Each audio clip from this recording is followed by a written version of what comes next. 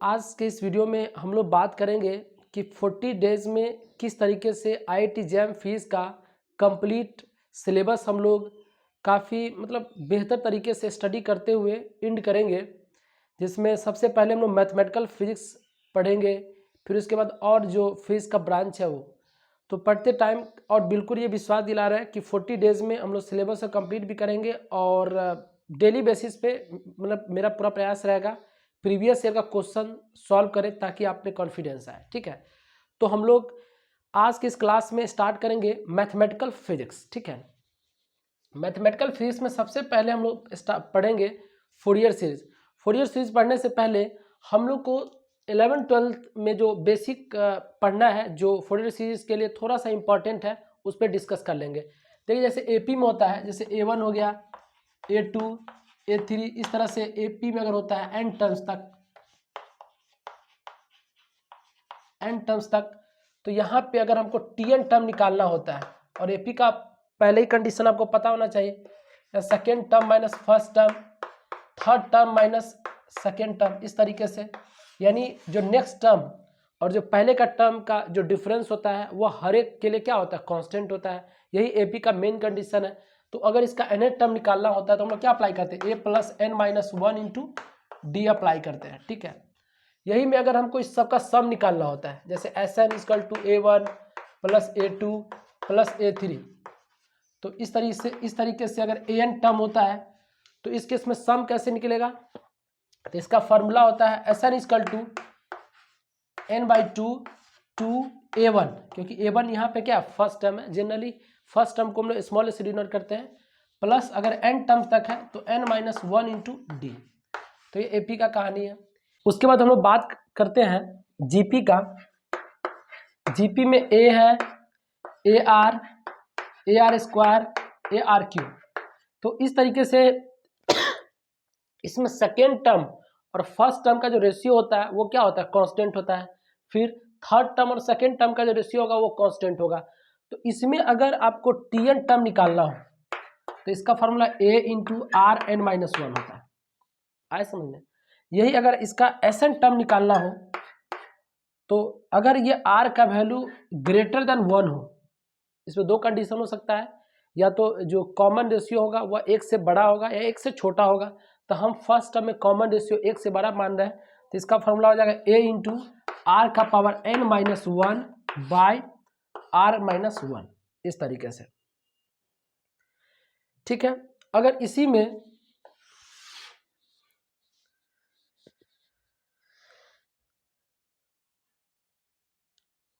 देखिए, इसी में अगर R का वैल्यू लेस देन 1 होगा तो Sn का वैल्यू कितना आ जाएगा, Sn का वैल्यू हो जाएगा A इंटू 1 माइनस आर का power n minus 1 minus r. क्योंकि इसको आप याद करने का आसान तरीका है कि अगर ये R का वैल्यू छोटा होगा तो ऑफकोर्स 1 से छोटा होगा तो निगेटिव टर्म काफ़ी स्मॉल होगा, फिर ये होल वैल्यू पॉजिटिव आएगा, ऐसा ऑब्जर्व आप कर सकते हैं। ठीक है, तो ये हो गया। अगर यही में इनफाइनाइट टर्म तक रहे, कौन सा टर्म तक रहे, इनफाइनाइट टर्म तक रहे, लेकिन वो R का वैल्यू क्या हो, लेस देन 1 हो, तो उस केस में S इनफाइनाइट का जो वैल्यू होगा वो आपका हो जाएगा A बाई 1 माइनस आर। ठीक है, तो इस तरीके से तो ये आपका जीपी का कहानी हो गया। इस पे क्वेश्चन एक तरह से हम रिवाइज करा दिए हैं ताकि यूज होगा। बाकी इस पे क्वेश्चन आप लोग 11-12 में काफ़ी अच्छे से किए होंगे। ठीक है, तो अब हम लोग इसी में बात करते हैं कुछ इम्पोर्टेंट सीरीज के लिए। जैसे आपसे पूछा जाए 1 प्लस 2 प्लस 3, इस तरह से n टर्म तक रहेगा, तो इसका जो आंसर, इसका Sn जो होता है वो होता है, Sn मतलब सम ऑफ nth टर्म, तो n into n plus 1 by 2 होता है। ठीक है, तो इतना को पहले आप लोग लिख लीजिए अच्छे से।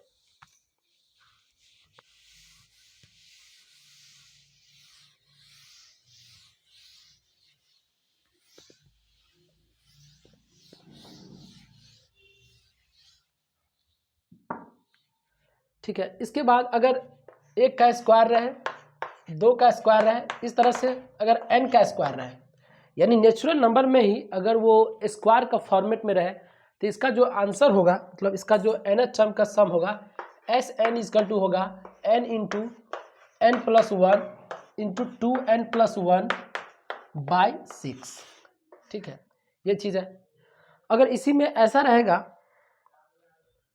1 का क्यूब 2 का क्यूब इंटू 3 प्लस 3 का क्यूब, इस तरह से n क्यूब रहेगा, तो इसमें जो Sn का वैल्यू होगा वो होगा n into n plus 1 by 2 का स्क्वायर होगा, ठीक है। यही में हम लोग ये बात किए थे कि अगर इसी में 1 2 प्लस 3 इस तरह से रहे तो उसमें स्क्वायर नहीं, सिंपली जो हम लोग इसे पहले वाले डिस्प्ले में पढ़े हैं, तो इस तरीके से आप समझ सकते हैं कैसे हम लोग को सीरीज सॉल्व करना है। अब इसमें से कुछ क्वेश्चन हम लोग सॉल्व करते हैं ताकि इस सभी का इम्प्लीमेंट हो सके।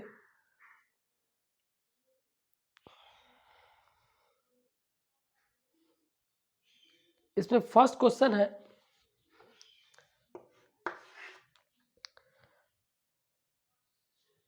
2 का क्यूब प्लस 4 का क्यूब प्लस 6 का क्यूब प्लस 8 का क्यूब इस तरह से दिया हुआ है, ठीक है, और आपको इसका सम बताना है, ठीक है। और इसका आंसर भी लिख लीजिए। आंसर इसका जो दिया हुआ है, इसका आंसर है आपका n इंटू n प्लस 1 और इसका होल स्क्वायर दिया हुआ है, ठीक है। चलिए कैसे इसको सॉल्व करेंगे, तो देखिए सबसे पहले तो ये समझना है, ये आपका 2 का क्यूब 4 का क्यूब 6 का क्यूब 8 का क्यूब, तो इस तरह का जब सीरीज दिया हो, ठीक है, सीरीज जब दिया हो तो कैसे समझना है, तो सबसे पहले आप क्या कीजिए, इसका nth टर्म निकालिए। तो nth टर्म निकालने के लिए पहले देखना पड़ेगा कि आखिर ये जो सीरीज है वो किस फॉर्मेट को फॉलो कर रहा है। तो अगर हम लोग सिर्फ इसको ऑब्जर्व करें तो 2 है 4 है 6 है फिर 8 है, तो ये जो टर्म है ये फॉलो कर रहा है एपी को फॉलो कर रहा है, ठीक है। तो यहाँ पे एपी को फॉलो करेगा, तो यानी आप यहाँ से अगर देखा जाए तो फर्स्ट टर्म कितना होगा 2 होगा, और आपका कॉमन डिफरेंस कितना हो जाएगा 4 माइनस 2। तो यानी अगर हम nth टर्म निकालें tn का तो कितना आ जाएगा 2 प्लस n माइनस 1 और d का कितना आ जाएगा 2 हो जाएगा। तो आपका जो टर्म आएगा वो आएगा 2 प्लस 2n माइनस 2 होगा, ठीक है। इतना समझ में आ रहा है, ये आपका इस तरह से। अब इसमें ये तो चला ही जाएगा, 2n सिंपली हो जाएगा।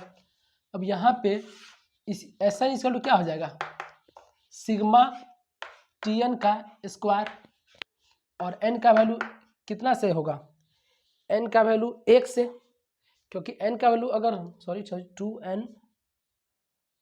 2n और ये पूरा स्क्वायर टर्म होगा, क्योंकि हम तो सिंपली nth टर्म में निकाले हैं, क्योंकि यहाँ सॉरी एक मिनट इसका क्यूब फॉर्मेट है तो 2n क्यूब हो जाएगा, कितना आ जाएगा 2n क्यूब, ठीक है। तो यहाँ पे स्क्वायर नहीं लिखे, यहाँ पे क्या लिखना पड़ेगा 3 लिखना पड़ेगा। क्यों 3 लिखे हैं, क्योंकि आई एम सॉरी स्क्वायर नहीं यहाँ पे क्यूब दिया हुआ है, ठीक है। तो यहाँ पे एस एन इजकल टू कितना आ जाएगा, S n is equal to T n cube, तो टी एन कितना है 2n का क्यूब है, तो यानी 8n क्यूब हो जाएगा। आए समझ में, और आपका ये 8 क्या हो जाएगा बाहर हो मतलब 8n क्यूब आ गया, ठीक है। अब यहाँ पे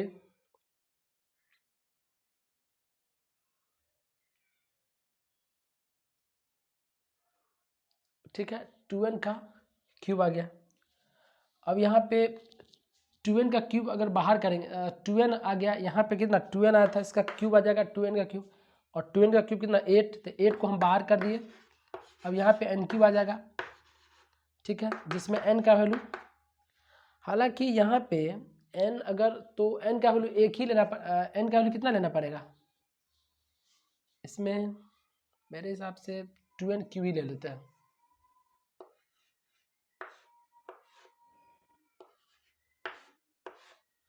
टू एन क्यूब लेना ज़्यादा सही रहेगा,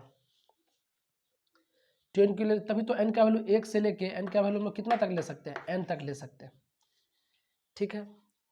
अब यहाँ पे ये 2n का क्यूब इसका आ जाएगा 8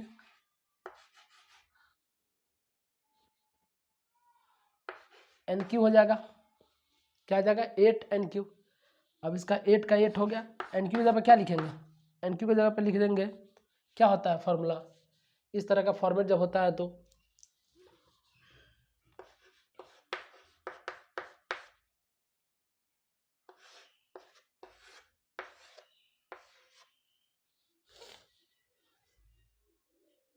है जो दिया हुआ 3 इंटू 1 का स्क्वायर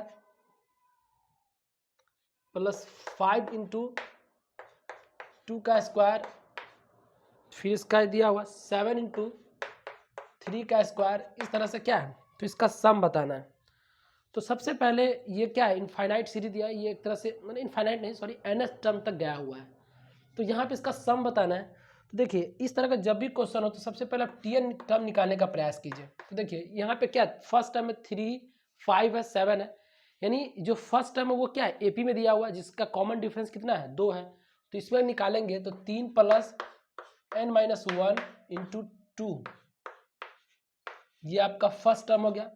फिर सेकेंड टर्म का देखेंगे तो ये भी किस में है एपी में ही 1 2 3, यानी nth टर्म के में दिया हुआ है, तो इसको और सॉल्व करेंगे तो कितना आ जाएगा, क्या होता है tn a प्लस यानी 1 प्लस n-1 और डी का जगह कितना है इंटू 1 है ऐसे, हालांकि वो सिंपली n ही आएगा बट हम लोग बेसिक से सॉल्व करेंगे। तो आपका क्या आ गया स्क्वायर आ गया।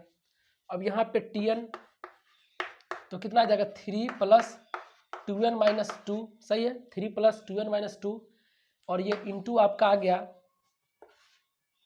1 प्लस n-1 इस तरीके से, ठीक है। तो आपका tn टर्म आ गया। अब ये सॉल्व करने पर 2n प्लस 1 आ जाएगा और यहाँ पर क्या आ जाएगा n आएगा। फिर से इसको सॉल्व मल्टीप्लाई कर देते हैं tn टर्म के लिए, तो अब मल्टीप्लाई कीजिएगा तो कितना आ जाएगा, मल्टीप्लाई करने पे 2n स्क्वायर प्लस n आ जाएगा। अब इसका सम निकालना है तो क्या करेंगे सिग्मा और 2n स्क्वायर प्लस n, और यह n का वैल्यू 1 से लेके n का वैल्यू कितना होगा n तक होगा, ठीक है। n का वैल्यू 1 से लेके n तक हम सॉल्व करेंगे। तो अब यहाँ पे ये बताइए हम लोग क्या करते हैं,